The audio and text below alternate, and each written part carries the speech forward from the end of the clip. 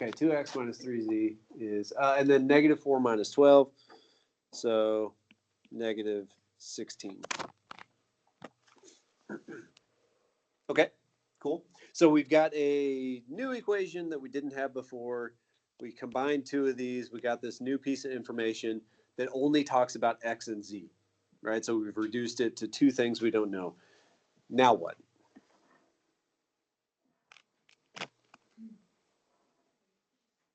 We need another equation that only has x and z in it, right?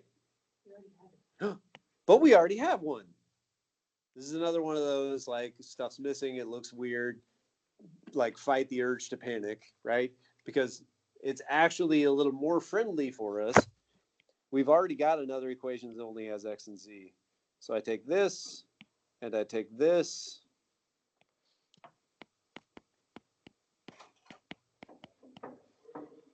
And I kind of forget for a moment that y even exists.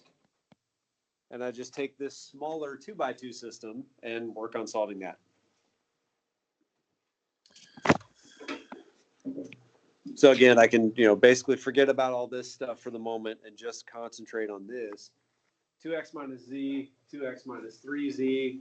Well, that looks like it's pretty well set up to subtract and eliminate x.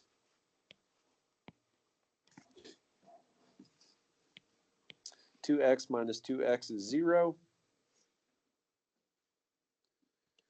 Negative z minus negative 3z. So we're actually adding there, right? So what do you get? 2z. Negative 4 minus negative 16. So again, actually adding. 2z equals 12. So z is 6. And then once we've got one thing, it's kind of all downhill from there, right? Z is 6. So start working your way back up. Pick a place that you can use the fact that z is 6 to figure out something else. So for example, I could take this equation. And if z is 6, that tells me that 2x minus 6 is negative 4. So 2x is 2, so x is 1. And if, let's see, go over here maybe. Again, if z is 6, then that second equation that we started with says y plus 2z is 12. So y must be 0.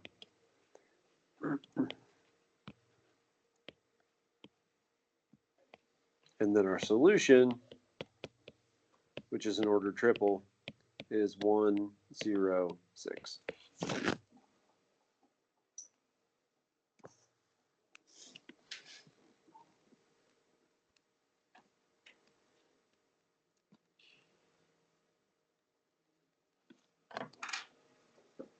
Okay. So the things here, I mentioned this in the video stuff as well, but kind of think first, right? Decide on a plan. How am I going to approach this? We saw y and y, and we said, okay, I'll eliminate y, right? If you eliminate y, though, in kind of your first step, then your second step needs to, again, be eliminating y, right? Like you need another equation that just has x and z. Here, there was one already sitting there that we could use. If not, like in the one I had you turn in, then you go find another way to do the same thing, right? You eliminate y again. So just kind of like staying on target for what you're trying to do. Then once we get one thing, we just start working our way back up and find the others. The other thing about this is that there are lots of little arithmetic things happening, right? This is a place where you do some goofy thing here in the first step, and then it has consequences for the rest of everything, right? And those are the times when you can tell it's not going right, because surely he didn't make the answer negative 19 over 5, right? But I don't know what I did wrong, and it's hard to find your own mistake in that kind of. It's hard to find other people's mistakes too, but it's hard to find your own, sometimes even more so. So yeah, I mean, when you can, like in homework and stuff, the times when you can like feel that things are going sideways, right? My advice would probably be to just like scrap it and start over rather than trying to figure out like where did I add 2 and 3 and get 6 or something like that, right? Because sometimes that can be a hassle. And then even if you do find it, chasing down all the places that it mattered is a pain too. Okay. And was everybody okay with sort of like part D, like how you set up the system? Yeah, but on B, Mhm. would you have to do kind of like what you do for 2 by 2s and multiply? Yeah. Okay. Hmm.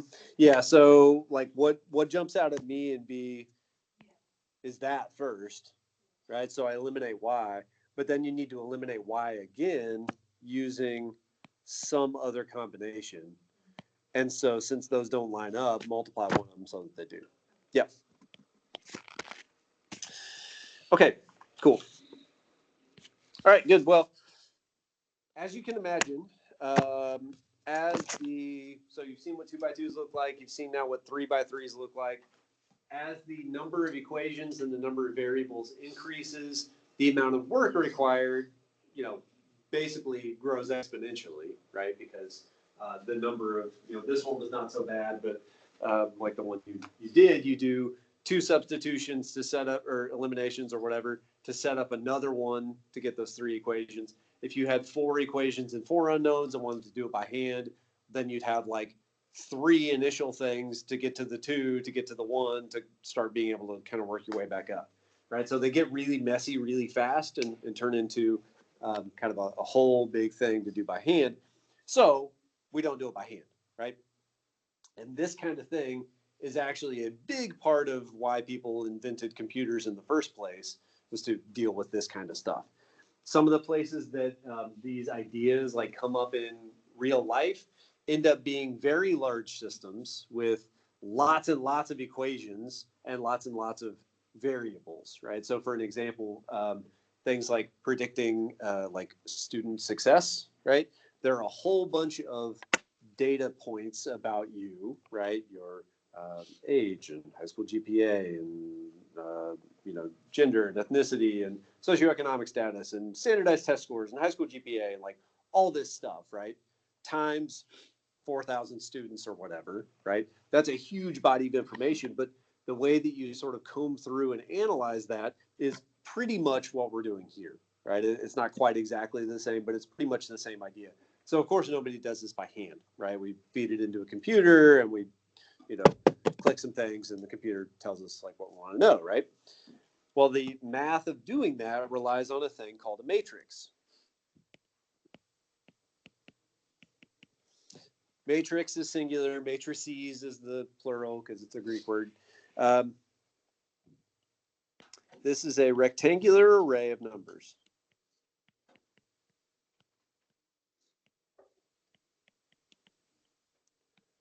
And anybody who's done any like programming type stuff, the data type array is just the way a computer interprets a matrix.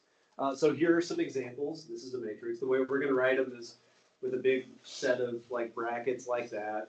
And then these are called entries. Each individual number is its own kind of like piece of the thing, right? And I'll explain how this connects to the systems stuff in just a minute. But this is a thing that we can sort of basically like strip out the most important information and feed it to a computer, right? Because computers, again, are dumb, right? They just know how to add stuff really fast. That's pretty much all they're good at. So this is how we translate these ideas into stuff that a computer can kind of do the manipulations for us. So, for example, this is a 2 by 2 matrix because it has 2 rows and 2 columns.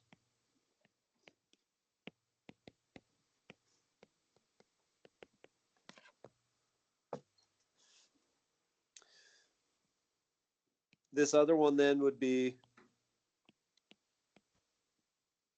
2 by 3 because it's got 2 rows and 3 columns.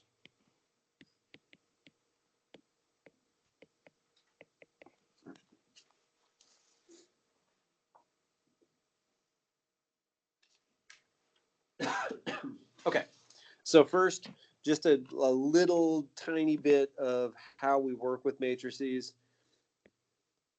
And again, really the thing that we're trying to do is figure out how I can get a computer to do all the manipulations for us that we need to do. So the basic thing that we need to be able to work with them are called row operations.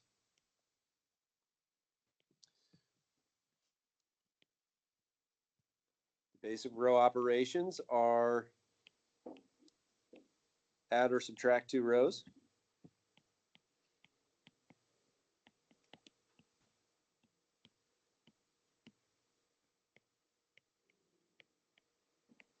swap or interchange rows, or scale rows, meaning multiply by a constant.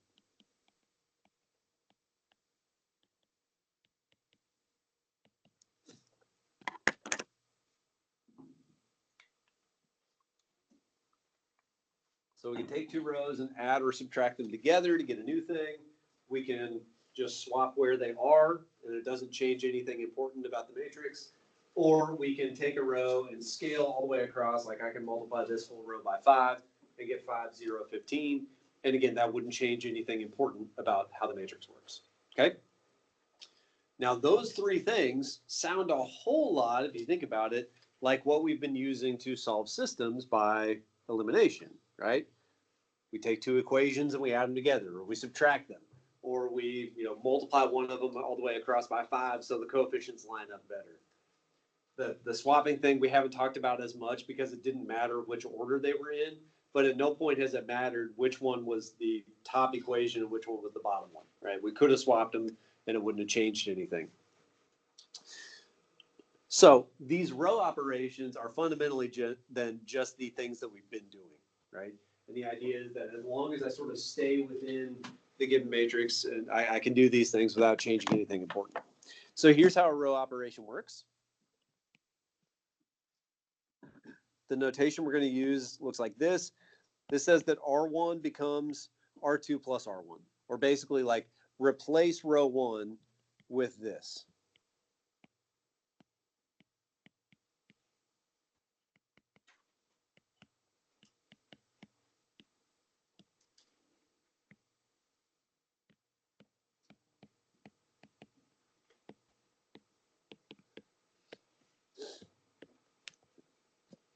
So when I apply this row operation,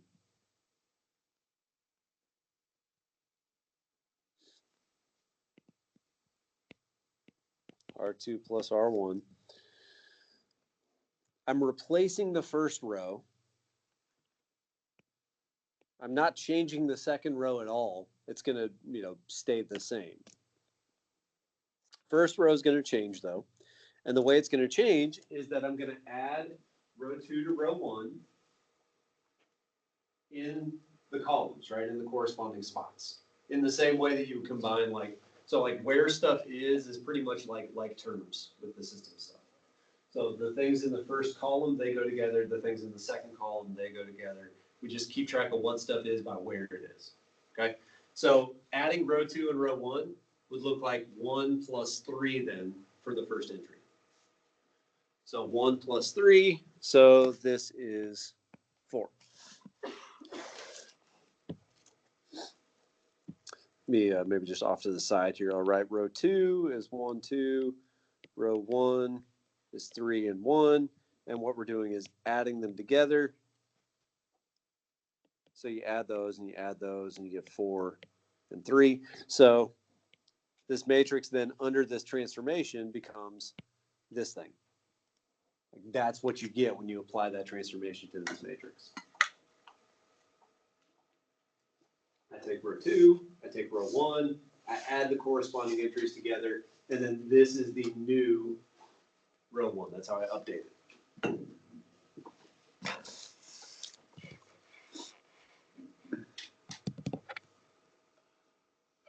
What does that actually mean? I understand that you got there. But... So what it means is that this is equivalent or equivalent enough. Like it's not different in a way that matters from this. From row 1. From the matrix that we start from. Okay. So like what we're going to do is use a matrix as a way to store a bunch of information.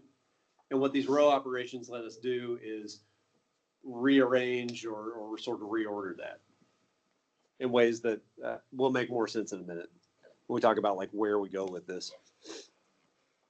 Okay, so now we're going to take 3 row 1. So take row 1, multiply every entry by 3. What's that look like?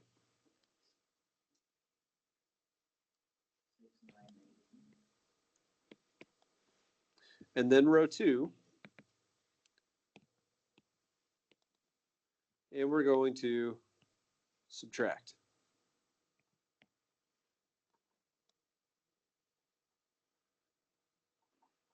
Six minus 1, 9 minus 0, -3 minus 3. That becomes the new row 2.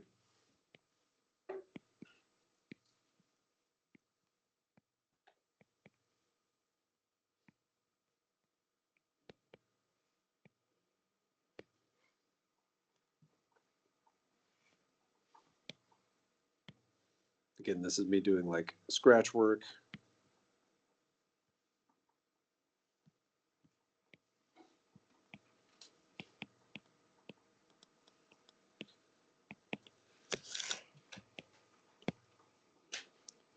This is my, answer. That's my matrix under this transformation.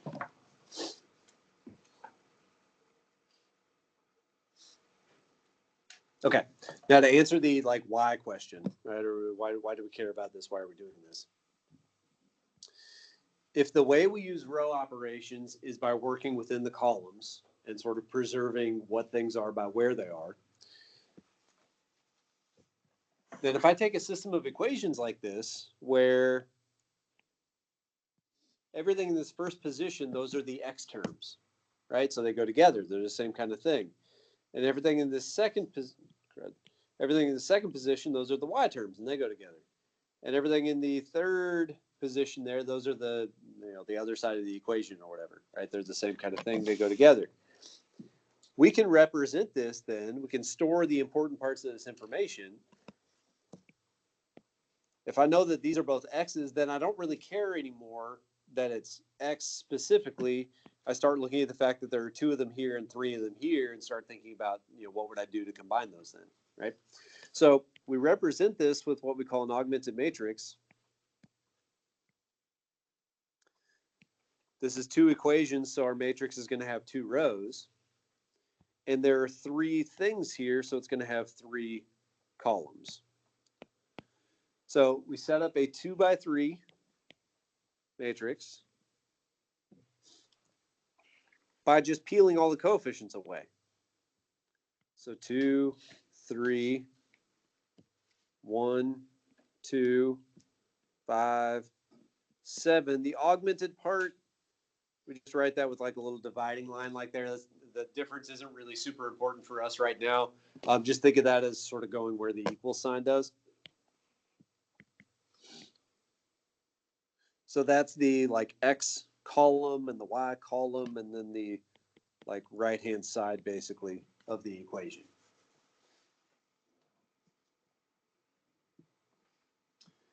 And now suddenly, if I'm thinking about this in the case of like a much bigger system, right?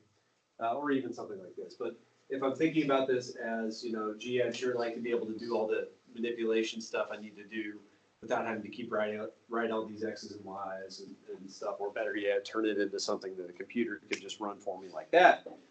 This is something I can feed into, a calculator or a computer to do these calculations for us. Okay, we'll come back to that in a second. But that same idea, how would you set this one up?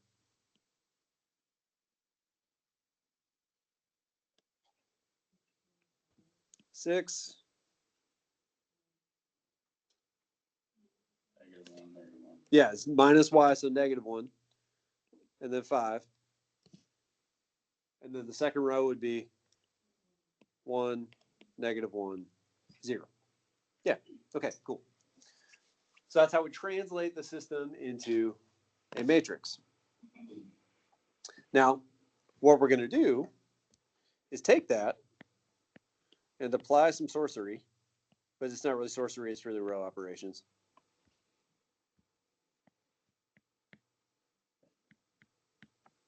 We'll actually do this in a second. In a specific way so that we end up with something that looks like, I don't know what the answers are, so, something here that looks like that.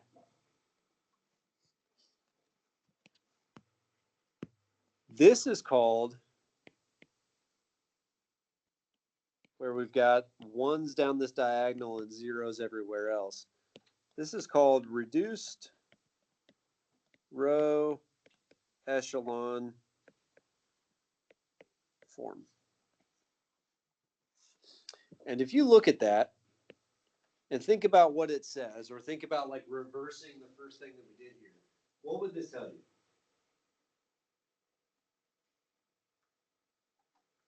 Think about how we went from the equations to the matrix, and then we do stuff, and then we get this thing that looks like this. What's that first line say? 1x, no y's, equals whatever this is.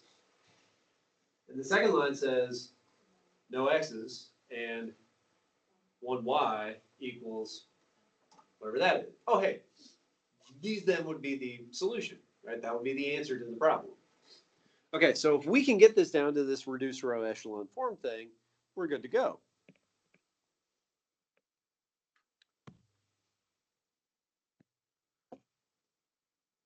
Desmos has a matrix calculator. Your calculators have stuff built in as well. You've got a matrix button on there somewhere.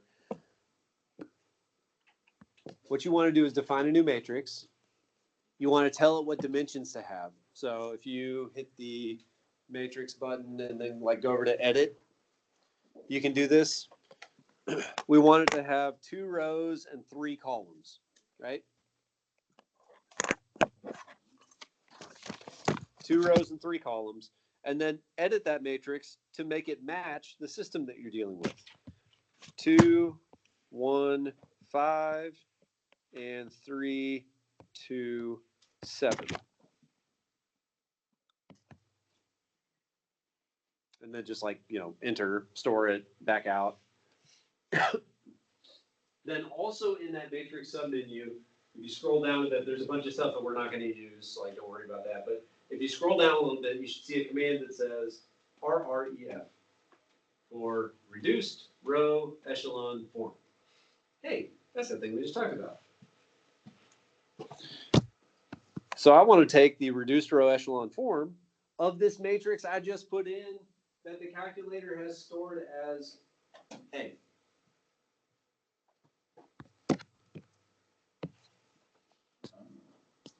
And if I do that, Desmos just pops up, calculator, you hit enter, and it spits out a thing that looks like this. Right? Again, that part is the reduced row echelon form part, 1, 0, 0, 1. Right? Ones down the diagonal, zeros everywhere else. This part then, which is in that kind of augmented slot, that last column, tells me that x equals 3, y equals -1. Right? So this specific one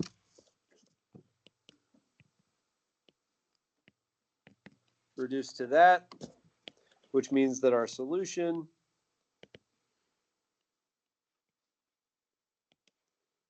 this line says x equals 3. This line says y equals -1. 3, -1.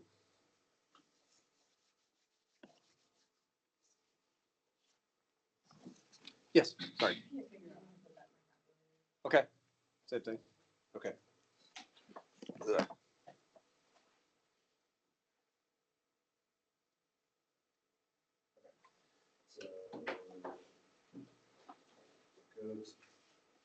I see other people turning around to try to look. We'll do it this way.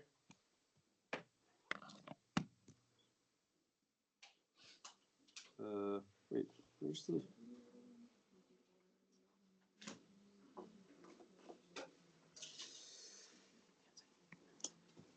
Okay. All right, so the matrix thingy is right there. You want to go to edit? That part has you type in the, oh shoot, sorry. Apologize for anyone getting motion sick. Can you see that better? Okay, so you got to put in the dimensions there. Oh, and I have to type it blind because I can't see any of the buttons. 2 by 3. Way to hold that. Marcos. No, maybe. That might be helpful. Here you go. Okay, again, nobody look at the screen. You'll vomit, and that would be bad. Here we go. There we go. Oh, okay. Okay, so yeah, edit 2 by 3, and then just type the stuff in, right? Once you get that, just back out. So second, quit, and then go back in. And you should see it like stored there, right? Under math, scroll down, there's RREF for reduced row echelon form.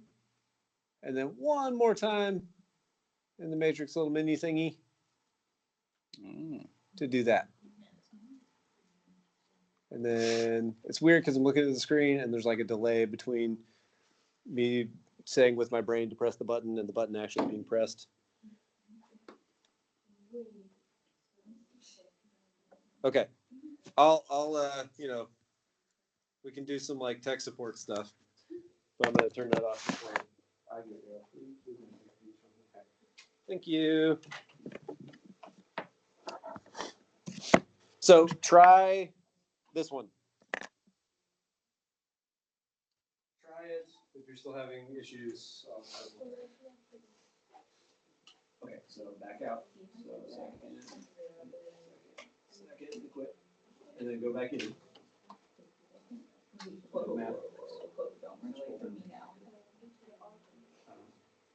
Yep.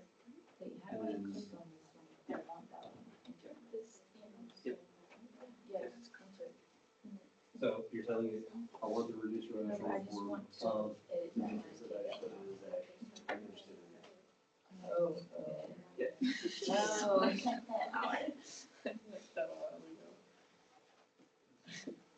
Okay, yep, and back out. So second click. Yep, and then now go back into the matrix menu. Okay, now. Let's scroll down. Okay,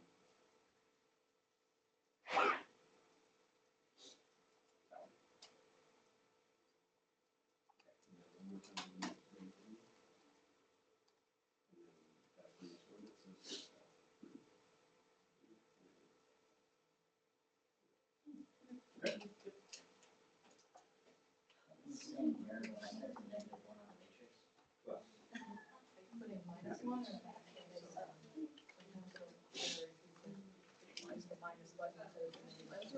It's like, I'm freaking it. Oh. Sorry, I'll have to delete everything. Yep, that's exactly.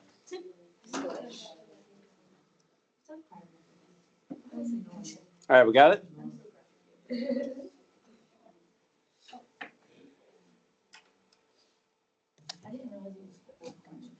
What's the solution?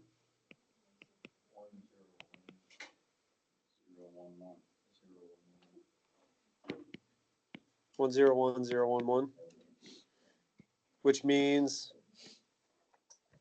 that x is 1 and y is. So the solution is 1, 1 then, right? Okay. For the sake of at least having done it by hand once, let's look at how we would get this reduced row echelon form thing by doing row operations, just to like, again, kind of get a feel for this is what the calculator is doing, right?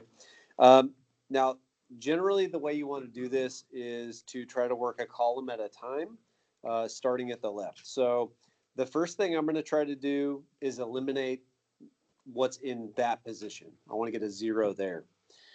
So the first row operation I'm going to apply is to multiply row 2 by 6 to get those to match.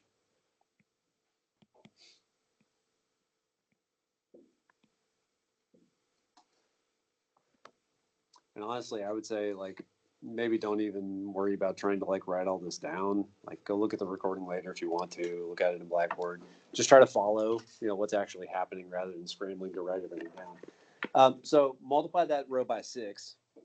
I'm going to write the stuff I changed in orange. So 6 times 1 is 6. 6 times -1 is -6. 6 times 0 is 0. Now, again, I'm trying to eliminate the entry in that lower left position. So I'm going to subtract now row 2 minus row 1. I'm not changing row 1. Shucks. I'm not changing row 1, so I'm going to leave it alone.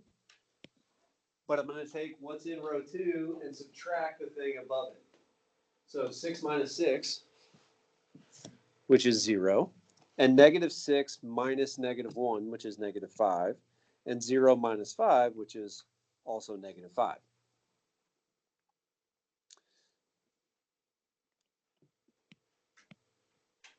Okay, so we're in pretty good shape so far. Now, next thing I'm kind of thinking about is I want a 1 there to get this, again, like reduced row echelon thing, right? So there's a little bit of an artificial thing about doing this. We're doing the same stuff as like elimination. It's a little bit artificial because it kind of feels like we care about the order stuff happens in because we're trying to get that row echelon form thing. There are some reasons for that, like beyond stuff we're looking at. The reason for, that might be relevant for us is that when you program a computer to do something, you tell it, hey, keep doing this until you reach this like state, until this thing happens, right? So the way you write a computer program to do this for you isn't like, hey, keep doing stuff until you know what the answer is, because the computer's stupid. It doesn't know what an answer looks like, right? You tell it, hey, keep doing this until you get to this until you get to this particular shape, right? Do stuff until it looks like that, right? That's a thing that the computer can understand. So that's why we, kind of do it that way. So I'm going to take row 2 and I'm going to divide it by -5 or multiply by -1/5. So 0, 1, 1. Now the second row looks good, right? Like that's exactly what I want the second row to look like. So I'm going to leave it alone.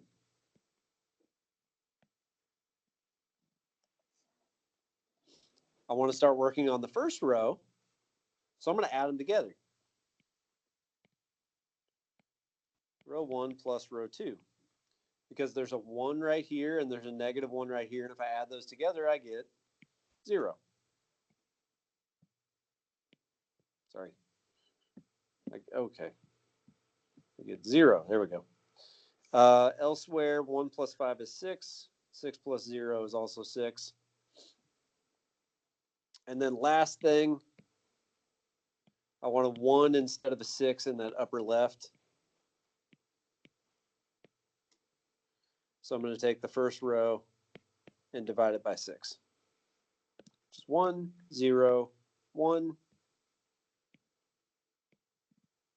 So that's our final reduced row echelon form of this matrix, which again tells me that x equals 1 and y equals 1. And so our solution is 1, 1. And can I fit all that in one page? Kind of. Okay. Which looks like a lot, again, all written out, right? And this is why we, program a computer to do it for us instead. Because it's just a bunch of little arithmetic manipulation things, the kind of things that computers are good at doing quickly, right? Reach this final thing though, and what it spits back out is basically just taking all of the information that was encoded in the matrix that came from those equations that we started with, and it mushes it all together in such a way that I get back something I can read that tells me, an answer, right? That gives me the information that I need. Okay? Okay.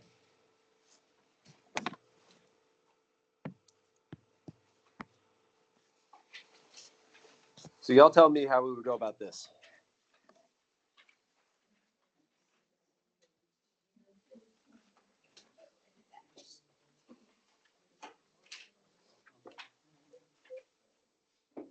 it's 3 by 3, right? 3 equations, 3 unknowns, x, y, z. So we could do all the stuff we were talking about earlier. Or now, yes, now that we've evolved a bit, right? We've leveled up. We've grown a lot as individuals in the last 15 minutes. Now I know how to represent that thing with a matrix, right? What would its dimensions be? How many rows? 3 rows and 1, 2, 3, 4 columns, right? One for each kind of thing. There are x's, there are y's, there are z's, and then there's this thing on the other side of the equation. Again, that's where the augmented part comes in that we kind of tack on that extra column. So this would be a 3 by 4.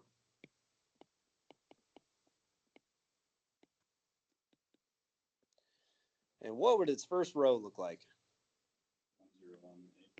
1, 0, 1, 8. And the second row? 1, 1, 2, 17. And the third row? 1, 2, 1, 16.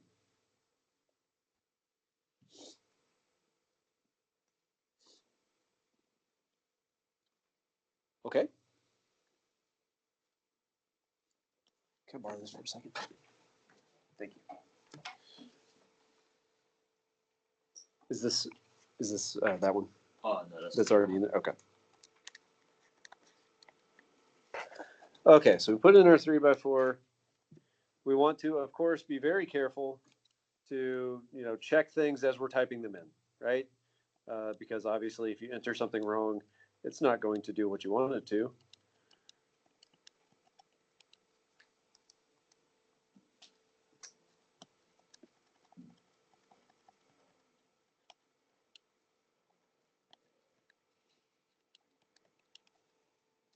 Okay.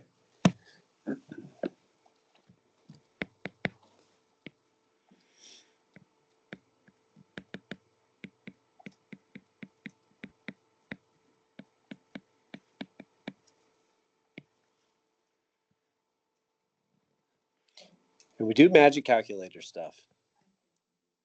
And I'm being intentionally kind of obtuse about this, but hang on, I'll tell you why.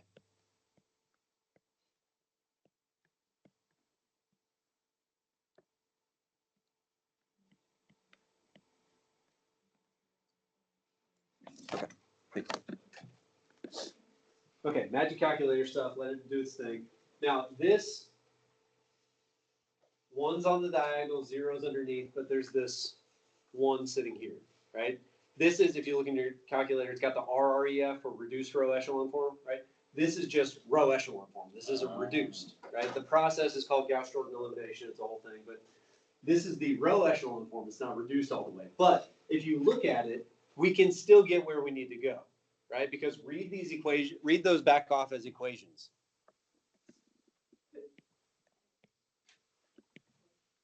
X plus Z equals 8. And Y equals 4. And Z equals 5. So if we have that, and again, this is the row echelon form, not reduced. But if we have that, I know what Y and Z are. How do we find X?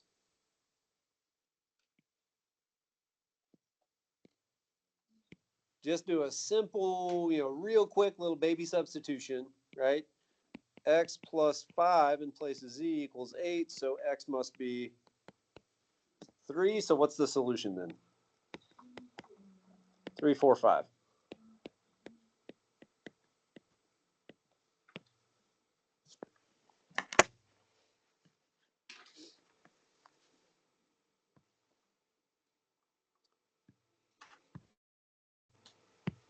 Sorry, hang on a second.